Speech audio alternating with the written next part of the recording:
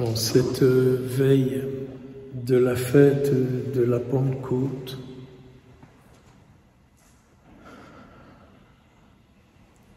on ne peut que se transporter au Cénacle avec la Vierge Marie et d'être avec elle, à ses côtés, proche d'elle, elle dont Jésus a dit « c'est votre mère » et qui lui a dit « c'est vos enfants » et qui, en cet instant, est en prière pour que nos vies soient l'expression de l'Esprit Saint, ni plus ni moins, car je ne peux pas engendrer les autres à la vie divine si moi-même je ne me laisse pas envahir par l'Esprit Saint. Et donc la Vierge Marie a bien compris ça. Et elle en perçoit les enjeux.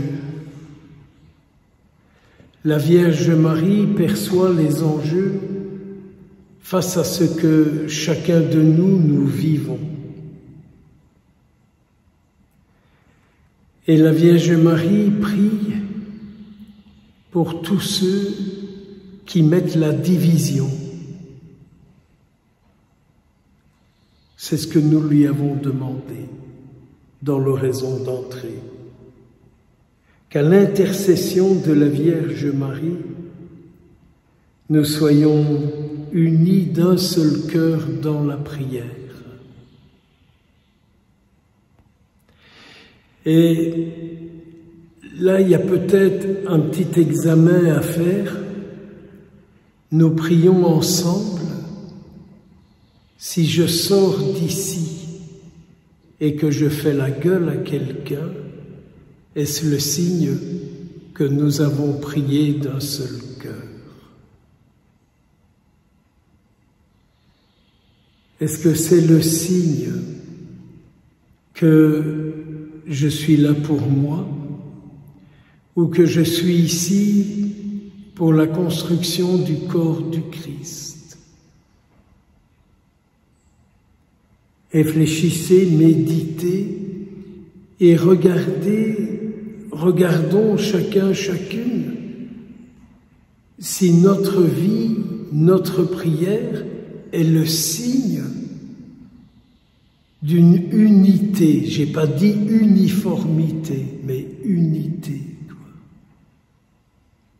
Alors que nous demandons à la Sainte Vierge d'avoir une prière unie d'un seul cœur.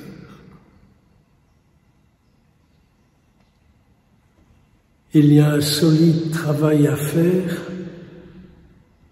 La Vierge Marie a une prière incessante à faire.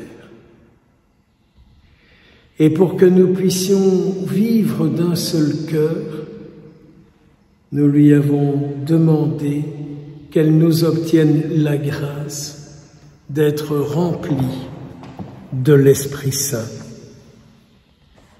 Le signe que nous ne sommes pas remplis de l'Esprit Saint, c'est les tiraillements et les divisions. Les divisions sont l'œuvre du diviseur. Et quand on entend cette page d'Évangile, qui est avant la Pentecôte, avant l'Ascension, Jésus venait de dire à Pierre, « Suis-moi ». Et Saint Pierre voit Saint Jean arriver, celui qui a reposé sur le cœur de Jésus.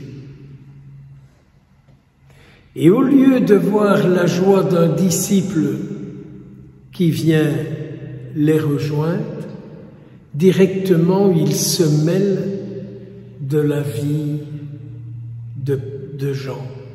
Et il dit, et lui, qu'est-ce qui va lui arriver?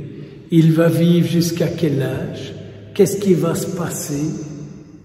Et donc Jésus met à jour un esprit mêle-tout, un esprit curieux, un esprit qui n'est pas juste.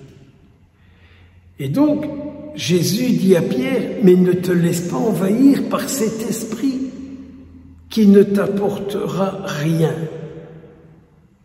Il restera là le temps qui est le sien.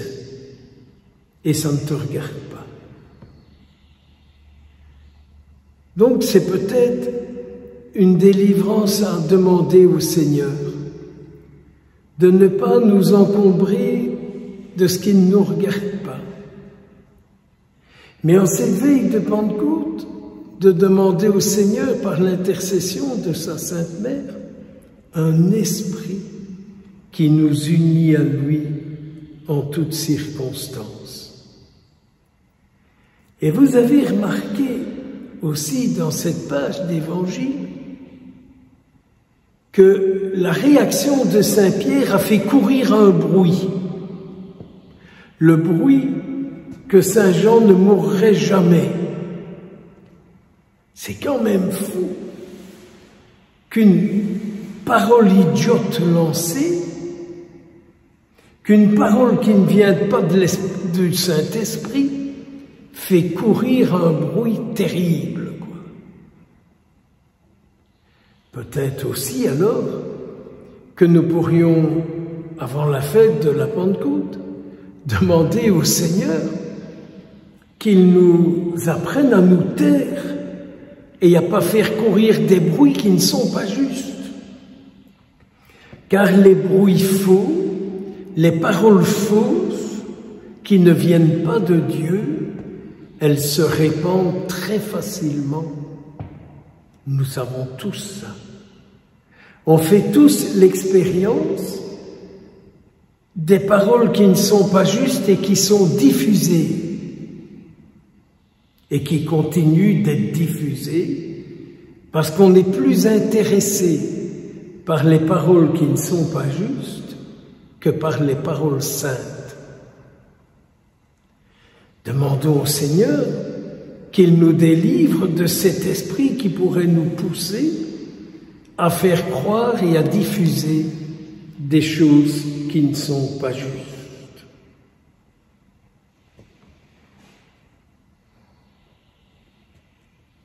Les apôtres ont été confrontés à ces paroles véhiculées qui étaient fausses. Regardez les paroles dérangeantes de Paul, comme il a été mis en prison, comme il a subi des procès. Tout ce que ça a entraîné dans sa vie, que les paroles fausses qu'on a diffusées sur lui. Accueillir l'Esprit Saint, c'est une chose qui est bonne, qui est nécessaire, qui est indispensable pour vivre de l'Esprit du Seigneur.